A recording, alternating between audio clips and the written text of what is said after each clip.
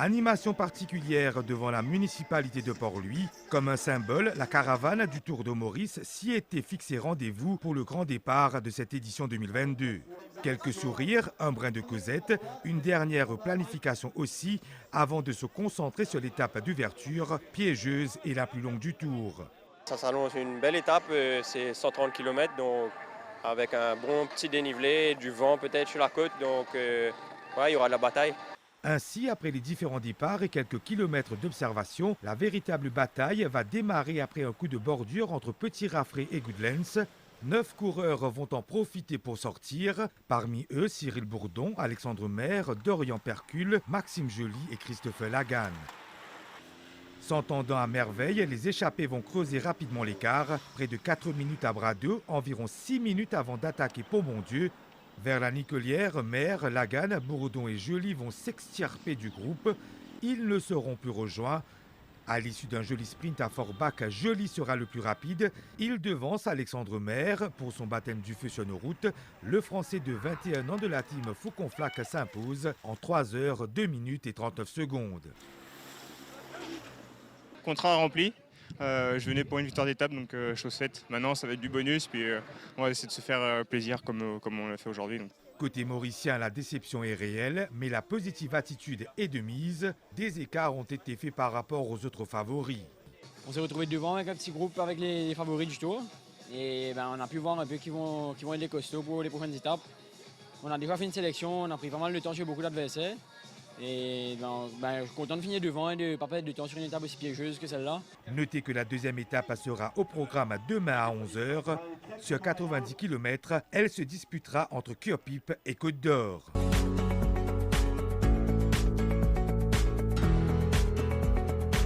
À Bellerive, ce matin, on pouvait lire sur les visages des uns et des autres toute la confiance et concentration comme pour bien affronter la deuxième étape sur un parcours long de 90,2 km.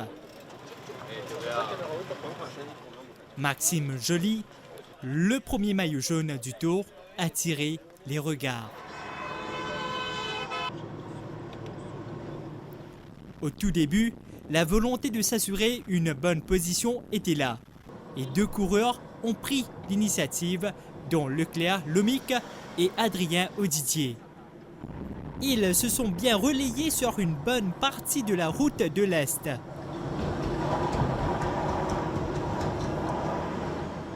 Derrière, on n'a pas manqué de réagir et proche de la montée à Verdun, Christophe Lagan prend les choses en main et creuse l'écart sur ses poursuivants immédiats. Il se montre solide aux avant-postes en imposant son rythme.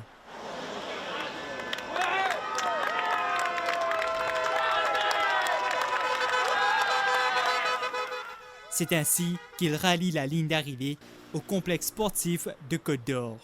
Sans grande surprise, en 2 heures, 14 minutes et 38 secondes. Vainqueur de l'étape du jour, Christophe Lagan, à 24 ans, endosse le maillot jaune. Bon, la route est encore longue à l'arrivée, donc j'ai essayé de maintenir l'écart et au final, je suis vraiment content de remporter cette étape. Bon, là aujourd'hui j'ai eu des bonnes jambes, mais on ne sait jamais de quoi demain est fait. Donc il va falloir bien récupérer chaque jour et on verra suite après ce qui se passe. Après avoir fourni d'efforts conséquents lors de l'étape inaugurale surtout, les coureurs vont s'offrir un bon repos avant de se remettre en selle demain où 2 étapes sont au menu dans la région ouest, plus précisément dans le sud de l'île.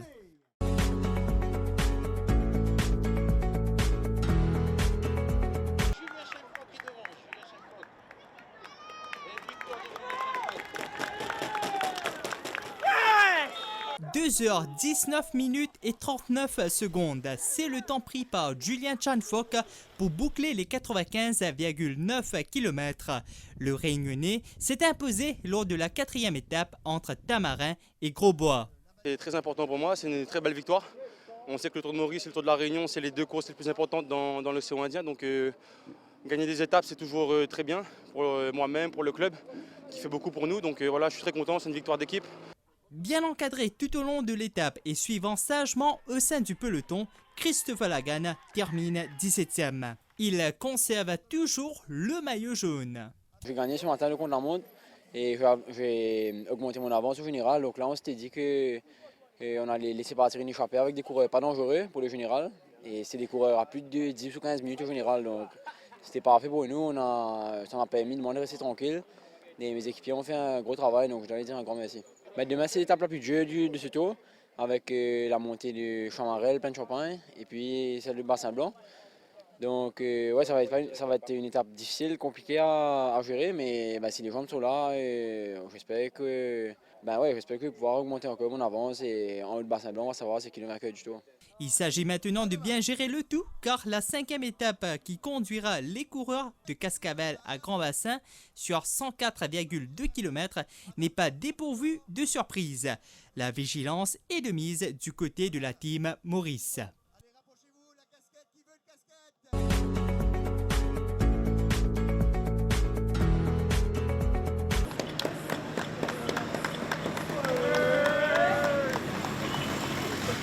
Christophe Lagan a complètement retrouvé dans d'excellentes dispositions qui triomphent dans la 5e et avant-dernière étape du Tour de Maurice. Confirmation du retour au premier plan pour le coureur mauricien de 24 ans. C'est en solo que le sociétaire de la team MCB a franchi la ligne d'arrivée à Grand Bassin en premier avant d'être rejoint plus d'1 minute après par Lomic Leclerc. Une prestation qui lui permet d'espérer un nouveau titre de champion dans cette prestigieuse compétition samedi à Sorèze. On avait prévu de laisser partir une petite échappée, avec des gens pas trop dangereux au général. Mais c'est ce qu'on a fait, on a contrôlé d'ailleurs avec Théoria, Grégory, Aurélien et Alex. Et au final, dans Bassin-Blanc, c'est à moi de jouer. Les coureurs de la Réunion ont mis la pression, ils ont essayé d'attaquer. Mais heureusement que les gens m'ont suivi et puis j'ai réussi à m'isoler, partir tout seul. Et donc je suis vraiment content. Et pourtant, rien ne laissait présager que Christophe Lagan allait signer une 3e victoire d'étape en ce vendredi. Plus de la moitié du parcours, long de 104 km, allait être l'affaire de 5 coureurs étrangers dans une longue échappée. La situation n'a guère changé à l'escalier. Pourtant, le reste allait tourner à l'avantage de Christophe Lagan, auteur d'un magnifique retour en force. Une nouvelle victoire d'étape et le maillot jaune toujours sur les épaules. Le Tour de Maurice, l'événement phare de la Fédération mauricienne, suscite toujours beaucoup d'engouement selon son président Michel Meyer. Comme on a toujours dit, c'est le Tour de Maurice, c'est dans le patrimoine sportif mauricien. Mais pour l'instant, l'organisation se passe à merveille. Les coureurs sont contents, je crois que les commissaires font un super travail et la police, bien entendu. Ayant réussi un superbe vendredi, Christophe Lagan lorgne maintenant l'ultime étape de samedi comme pour parachever un travail si bien accompli jusqu'ici.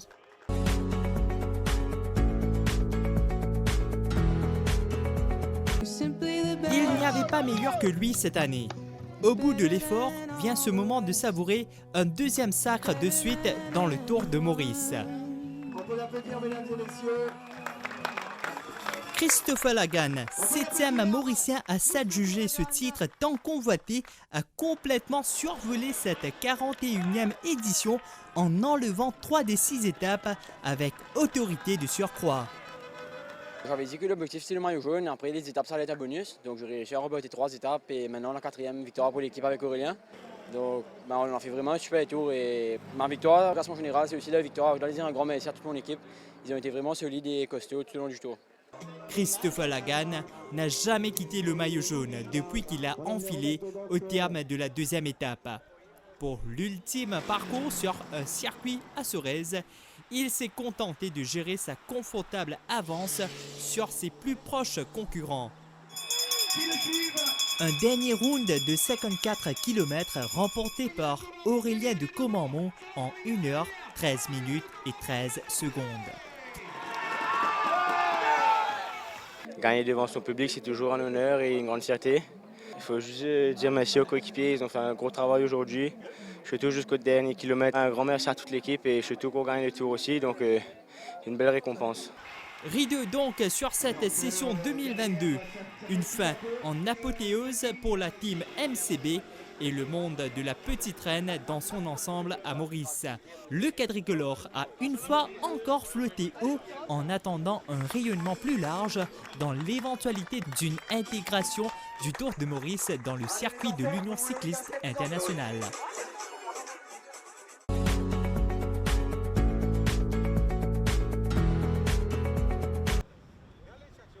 Le premier arrêt de cette visite des infrastructures, le complexe sportif de Côte d'Or. Pas moins de 5 événements vont se tenir ici pendant les prochains Jeux de la CJSOI. Les épreuves de piste et de natation y figurent en vedette, mais également la pétanque, entre autres. À 40 jours des Jeux, il était important de faire une visite, un site visite des lieux qui vont abriter les différentes compétitions. Ensemble avec tous mes camarades de la presse, en même temps, les bons qui se connaissent aussi, qui peut passer, et je passe l'information au public. Donc là, à Côte d'Or, nous prenons quand même 5 compétitions qui peuvent tenir ici. La compétition d'athlétisme, natation, le futsal, la pétanque et le e-sport qui se fera ici à Côte d'Or. Sinon, bien sûr, les autres sites de compétition, c'est le Centre national de tennis de table à Beaubassin, le Centre national de tennis à Petit-Camp, ensuite le National Boxing Center et le National Weightlifting Center qui se trouvent à Vaqua, et sans oublier à Maillebourg, le Waterfront pour la voile et le nouveau, neuf qui n'est pas encore servi, Blue Bay Beach Arena pour le beach handball. Donc nous sommes très satisfaits de ce que nous sommes en train de voir, et il faut dire qu'au niveau des infrastructures, à 40 jours des Jeux, nous ne parlons. En parlant d'infrastructures, ici à Côte d'Or par exemple, nous remarquons gros travail qui est fait au niveau de l'entretien, mais aussi une innovation qui toujours peut amener tout autour, capable d'abriter des autres disciplines. Absolument. Donc, le centre ici à Côte d'Or, il demande l'entretien, bien dire, quotidien. Et donc, l'équipe d'ici, elle a tout ce qu'il faut, elle a les personnes qu'il faut, elle a les appareils qu'il faut pour maintenir cette infrastructure en bon état. Sinon, oui, le centre est appelé aussi à développer d'autres disciplines, d'autres infrastructures pour pouvoir abriter d'autres disciplines en temps et lieu, lentement mais sûrement. Donc, c'est déjà beaucoup de choses qui se font ici à Côte d'Or. Et je veux dire un gros merci à tout le personnel du complexe ici à Côte d'Or qui fait un travail formidable. Blue Bay Beach Arena en bonne voie. D'ici quand, si je viens fixer une date, je peux penser pour être prêt à 100%? Alors, définitivement, le site sera prêt bien avant les Jeux, qui est le 4 décembre. Et nous avons un target là que peut-être dans une dizaine de jours, déjà, le terrain de jeu sera disponible et qui nous banne beach handballers pour capable déjà essayer ce terrain-là. Et nous, on est très confiants qu'au moins une dizaine de jours avant la date butoir, le centre sera déjà disponible et nous sommes capables éventuellement, le 4, à partir du 4, commencer à faire une compétition de beach handball là-bas. Alors, au niveau des pays, donc, nous pouvons recevoir tout le renseignement. Il faut dire que c'est un peu compliqué. Nous pouvons recevoir tout le renseignement ce qui s'agit de la liste nominative des athlètes. Et ça arrive. Donc, dans certains pays, on va dire, mettre un petit peu plus de pression parce que quand même, tout le système, ça dépend de leur système. Mais à l'heure qui nous peut causer, nous pensons qu'il est tout pour OK et qui pour la compétition en décembre. Donc, les pays seront là. Donc, déjà, confirmé de leur participation, évidemment, c'est Maurice, Mayotte, Réunion, Seychelles et Djibouti. Donc, quand il s'agit des Comores et de Madagascar, nous sommes en contact pour recevoir toutes les différentes données et nous espérons finaliser tout ça d'ici une semaine et demie encore. De mémoire, une visite pareille, chapeautée par ou même directement, mon pas rappel, mais le response finit très très bon en ce mardi. Oui, donc une visite pour la CJSOI, c'est la première fois qu'il nous peut faire aller. Parce que c'est important, moi, mon officier, nous connaissons qui nous peut faire. Nous connaissons et souvent nous avons un site de compétition. Mais c'est important aujourd'hui que les membres de la presse viennent guetter et viennent rassurer les Mauriciens, mais aussi ces images et ces photos que nous allons faire, on va envoyer aussi à d'autres pays participants pour qu'ils soient être rassurés, qu'ils soient trouvés que l'organisation de Maurice nous fait aller avec beaucoup de professionnalisme. La délégation, composée de journalistes, photographes ou encore réalisateurs, s'est par la suite dirigée vers d'autres lieux de compétition. Le gymnase de Beaubassin, celui de Vaqua, Petit Camp, Maillebots Waterfront et le Blue Bay Beach Arena étaient concernés. Tout est donc sur la bonne voie pour les Jeux de la CJSOI du 4 au 11 décembre prochain. La liste des participants est en phase de finalisation. Les jeunes des différents pays pourront profiter d'infrastructures de qualité afin de se surpasser.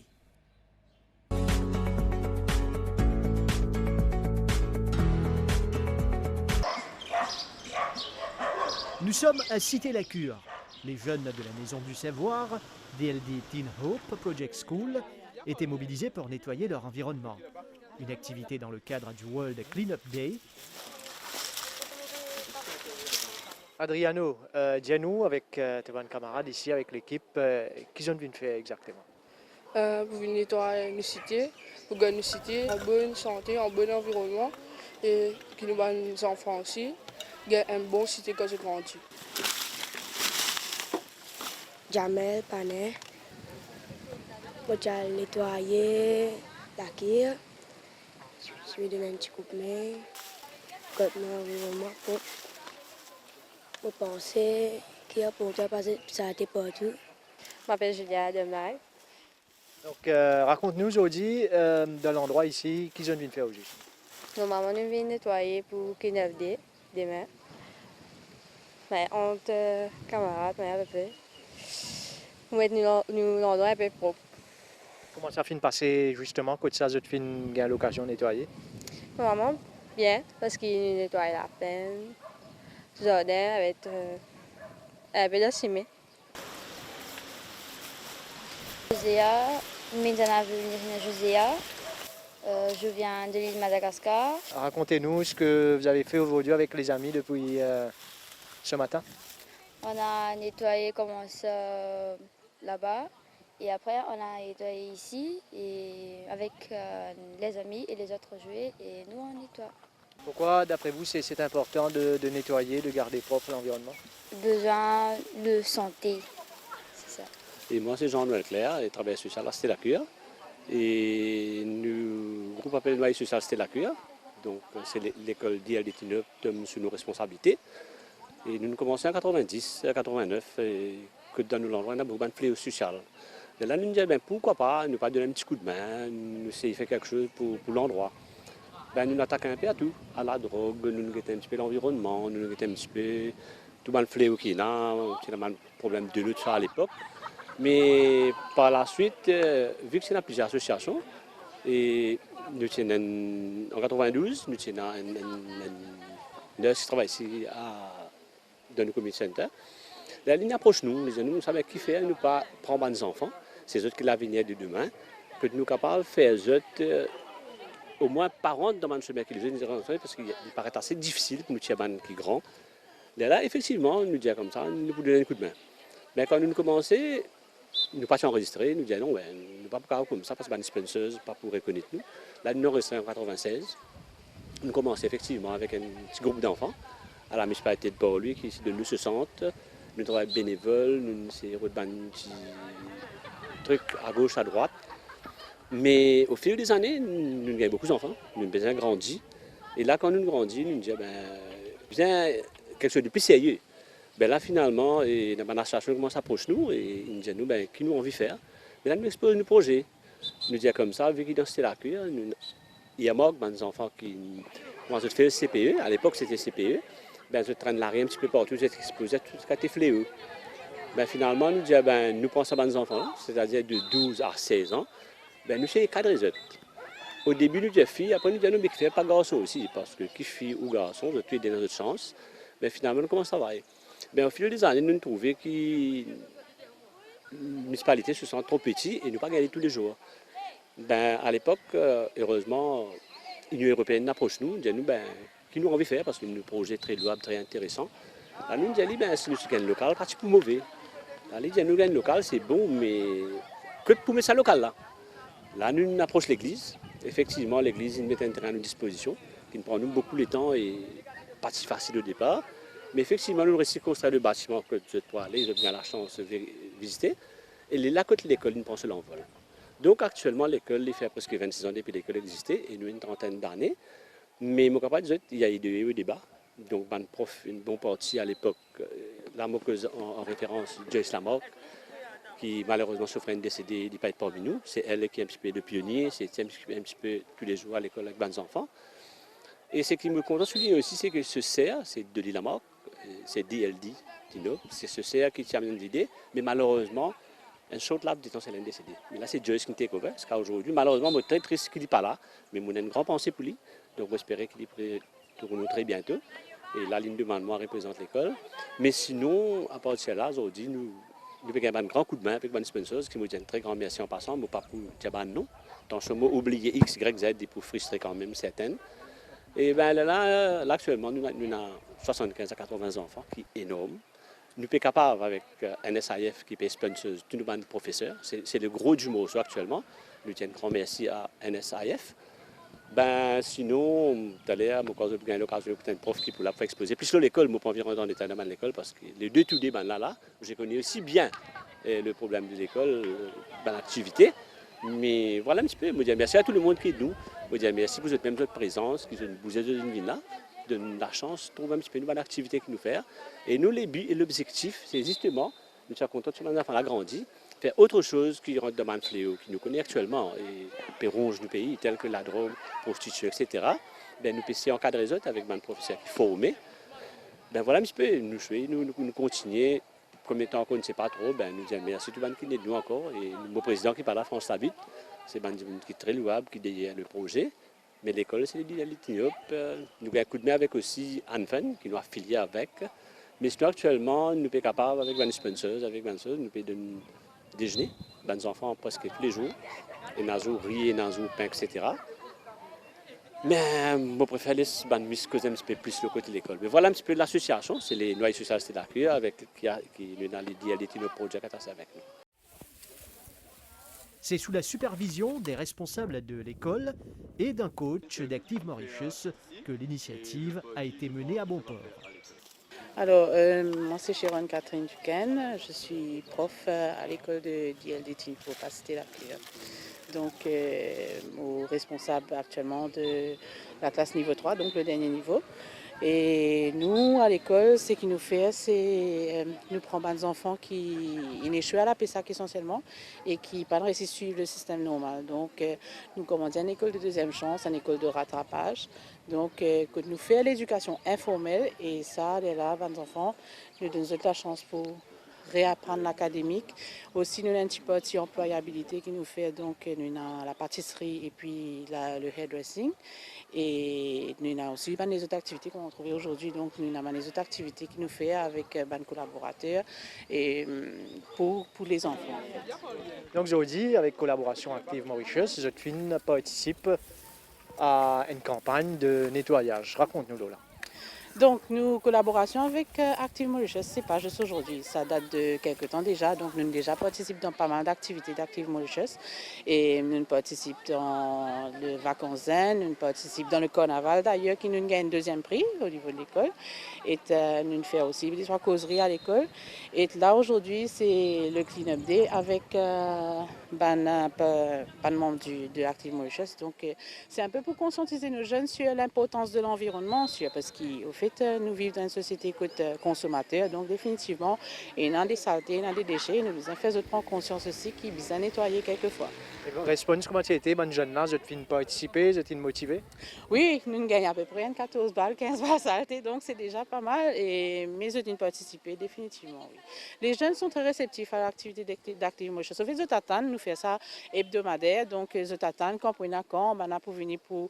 Qu'est-ce qu'on va faire, jouer comme là aujourd'hui, après, il y a les autres activités aussi qui nous font, donc vous êtes bien en hâte de ça. Moi, c'est Patrick Lefort, coach à la Mauritius Post Council.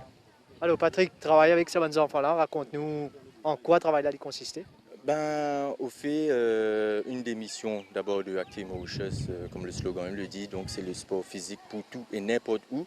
Donc nous, les coachs à la Mauritius Post Council, donc nous essayons de faire le service au maximum des devant jeunes. Donc que ce soit dans une école dite classique, par exemple les collèges, etc. Mais comme les écoles non formelles, telles que DLD Teen Hope. Et donc, parmi les activités aussi qu'on propose à ces enfants, à ces jeunes, c'est surtout les activités physiques, que ce soit indoor ou outdoors. Donc, comme le Line Up Live Up par exemple. Donc, le Line Up Live Up, c'est un programme qui est créé par le UNODC. Donc, le but dedans, c'est le Youth Crime Prevention through Sports. Donc, c'est à travers le sport comment nous sommes capables de prévenir et sensibiliser les jeunes sur les fléaux de la société. Donc, voilà. Et aujourd'hui, ces jeunes-là, au fin là-dedans aussi, participent à une campagne de nettoyage. Voilà. Comme chaque année, Active Mauritius, nous essayons le jour du Clean-up Campaign. Et cette année-ci, donc nous débutons à partir du 10 au 17, donc nous faisons sur une semaine et à travers toutes les écoles et toutes les associations avec qui on travaille. Donc c'est surtout pour sensibiliser, conscientiser les jeunes sur les changements climatiques et combien par exemple en une heure, combien ça a été nous réussir à ramasser. Et c'est pour seconde, nous faisons beaucoup plus en une seconde. Donc c'est surtout ce côté prévention et sensibilisation sur la protection de la nature.